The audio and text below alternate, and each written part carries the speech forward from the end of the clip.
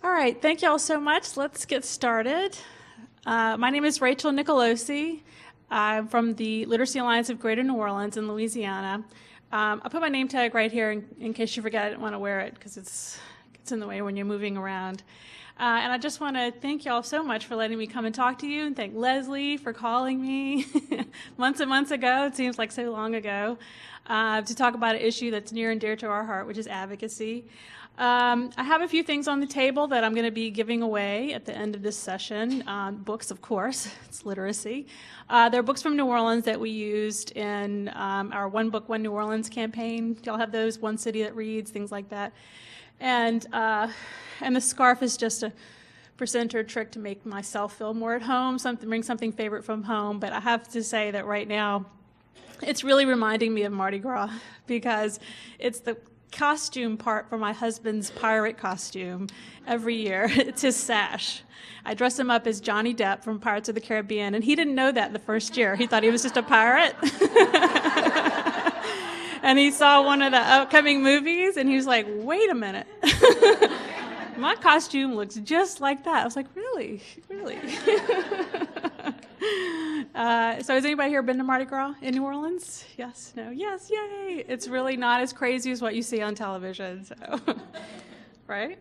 Okay. So what we're going to do is talk about adult literacy advocacy in New Orleans. I was so excited about the plenary session. I mean, everything they were saying was everything that I've been saying and dealing with. And they kind of also got me up to the point of, okay, yes, I need to be an advocate, I need to make change, but how do I take that next step? You know, yes, I know I need to do all those things, but how do I do all those things? And that's something that I address every day, and I know that you address every day in your regular lives. So the presentation today is going to be talking about the research that I did on this very question, a little bit on that, a little bit on what we actually did do, and then a little bit on our message. I know there's a whole other session on message, so if you're really interested in message, you probably went to that one. But I do have something to share about that because it's ongoing as to what our message needs to be. And I was so glad one of the plenary speakers said you need to be constantly reframing your message, and that's what I want to talk about at the end as well. So please, this is conversation. Please stop me at any point, ask questions. There are no stupid questions if you don't know what I'm talking about from a United States government or system. Please stop me if I say something. If I say something stupid about Canadian government or systems, please stop me and tell me. Excuse me one second.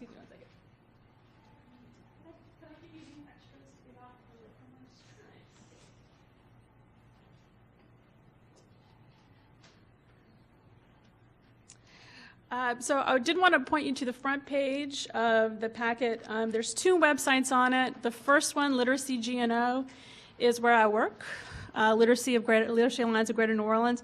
And the second one, liberacylevy.info, is my own personal public policy and advocacy website that I started during the master's process. And I put stuff on it every once in a while. Okay, let's be honest. But a lot of the stuff that I'm talking about today will be on here. This presentation will be on this website. So if you're not sure at any time and you want to go back and find some references, I've just been trying to have just sort of a placeholder where things are so you can always find them. Okay. I did want to ask, I asked you to do sort of the mini survey, and I'm going to talk about this a little bit later to kind of get a feel for where you are in doing advocacy. And I did a 2-page version of this for my providers, and there's a longer version. But just, you can kind of see organization engaged in the planning process. Most people said yes. No, some plan to. Board of Directors has made a commitment. Most people said yes. That's great. Our organization staff members share a commitment. Yes. A few skeptics. Glad to see that. Number 4, we have a rapid response team ready to make decisions. So glad most of y'all said no. I would be like, God, y'all are incredible, but that's really sort of kind of advanced. And I don't know very many literacy organizations that have really a rapid response team ready to make decisions. We have systems in place. Most of y'all said no, we say no. We know the actions that are needed. Most people said learning. And then your current strengths, same as us, the last one, working in a coalition. Yay for us coalitions. Yes, yes, coalitions. And then the other two top ones were background research, public education, and awareness. And then biggest concerns about advocacy, public policy, and lobbying. Biting the hand that feeds us, very real. See that all the time. Small voice. The way literacy is going in Ontario. Bureaucratic red tape. Engage public support, discussion. I need to bring this closer. My eyes aren't that good. All right, how about this? All right. Engage public support and discussion. Current partnership, political management with provincial department. Working in confines of charitable status, getting people to listen. Fragmented literacy field, few mechanisms to build consensus federally. Government shrinkage, recession, biting the hands that feeds us again. Good. We all are very similar to what we're experiencing as well, south of the border. I also wanted to ask, who in here are teachers and tutors? Okay. Who are program administrators of, y'all call them agencies, literacy agencies? Yes. Coalition folks? A few coalitions. University? Government? Any government? Funders? Any literacy funders? Philanthropic organizations? Students? Any students? And advocates? Just general advocates? Any other categories that I'm missing? Just wanted to kind of get a feel for who was in the room. How many people here would, I'm sorry? Libraries. Libraries, what do you consider, you provide literacy services? Yeah, okay, then I kind of consider you in the college, yes. Everything, you do everything. All right, who would consider themselves from a urban area? Urban, like a big city? And how many people would consider they're in a rural area?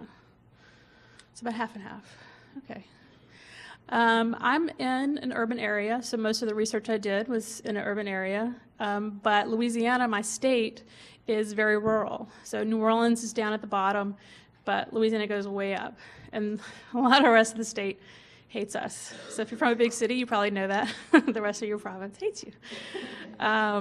But what we try to do, like I said, I work within the New Orleans area, but we've really come to the realization that the state is where we need to do most of our work. So even though I talk about this from an urban perspective, I'm really conscious about making it applicable and workable to those working in much smaller areas.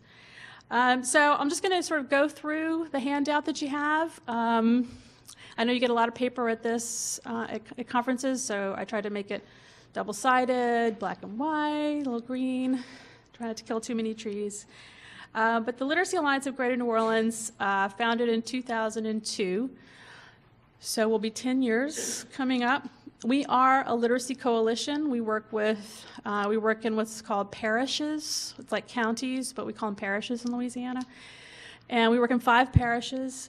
And we basically do what coalitions do, but just to be clear, we support existing literacy services, with professional development. We have AmeriCorps members. Are you all familiar with what that is? It's like Peace Corps, but it's in America. People come in and serve for a year.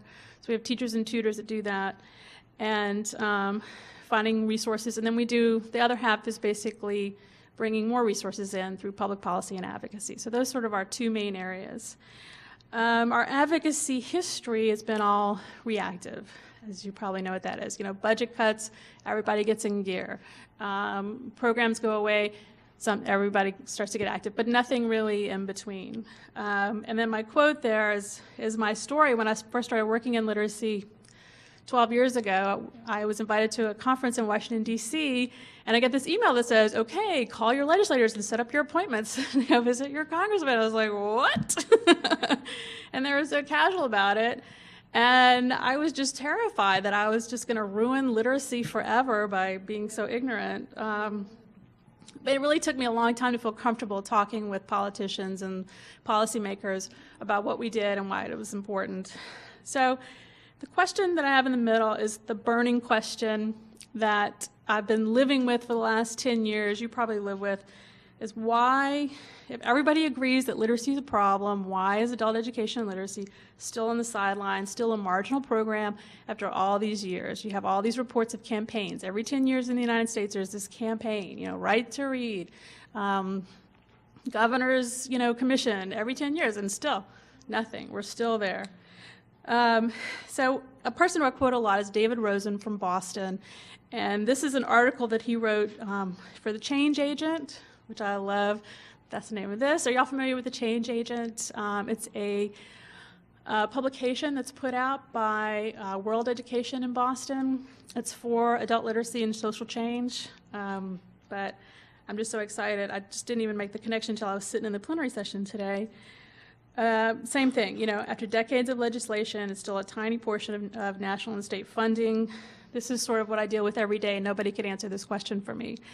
And I was very lucky to be recruited by Alan Quigley, who's speaking on Wednesday, to do the master's programs at St. Francis Xavier in Nova Scotia. So if you are considering a master's program, anybody here St. FXers? St. FXers? Yay! I highly, highly recommend it. And this is, also has brought me to Canada many, many, many times. And so I just love Canada. I look to Canada all the time. We come here for our vacation. We've been in Nova Scotia a bazillion times. I just graduated a year ago after many years. And the program allows you to pick your question and then design your own curriculum around what your burning question is. And so I spent a lot of time reading about social policy, adult education policy, everything about change, planning, and then I did a research project in where I work. So you kind of design it to meet what you're currently doing in your current job. And so my research project, which is right down at the bottom of the first page, is I facilitated and recorded a policy planning process. And basically what that means is we were going to do policy, we were going to do advocacy anyway, and so what I just did was use sort of a regimented process to get us through that. This is the book, Lobbying and Advocacy Handbook for Nonprofit Organizations. It's by the Minnesota Council of Nonprofits. It was given to me by the Louisiana Association of Nonprofits. They use it. And then also Pro Literacy, which is the United States' big literacy organization. They promote it as well. It's really it just takes you step by step, for the United States, of course, to go through, what you need to do, what, at one point, we had, and it was really sort of a good way of getting people engaged and involved on a short-term scale. Like if you tell somebody, come and do public policy and advocacy, they're like, yeah, that's a long-term thing. But I told them there was a 3-month process. We were going to go through this. These are the steps we're going to take. This is who we're going to invite to the table, and then show up and do this for us. So people were able to be engaged at that point. So this is what I learned, and this is what I'm going to share with you is what I learned from doing all of this and what I think, and I want your opinions about what you think about this as well. Doing all of the reading and doing the research project, coming up with that. Number one, well, actually that quote, I have to say, Hannah Fingerat, this to me is sort of the main problem, is that despite the absence of support, resources, or even a career, literacy educators are expected to be organizers, recruiters, counselors, diagnosticians, researchers, curriculum developers, and of course, literacy instructors. So even though while I get excited for people to talk about advocacy, I could just sort of see everybody going, when am I going to fit that into my regular schedule? And I deal with it every day, so it's something that I'm constantly trying to work on. So my first finding just confirmed that public policy is a way for marginalized issues to improve their status in the field. Public policy and advocacy. Getting out there is really the only way to make things better for yourself. However, as I've been saying, most of the information is on how you should do it. I mean, what you should do it, not how you should do it. I've been to countless workshops, put on by my nonprofit, support association, by other literacy conferences on doing advocacy. Here's the letters you need to do. They just sort of say, here's what you do. But they don't really help me as to how I can infuse it into my daily life. Do y'all collect data? You have to collect data for your programs?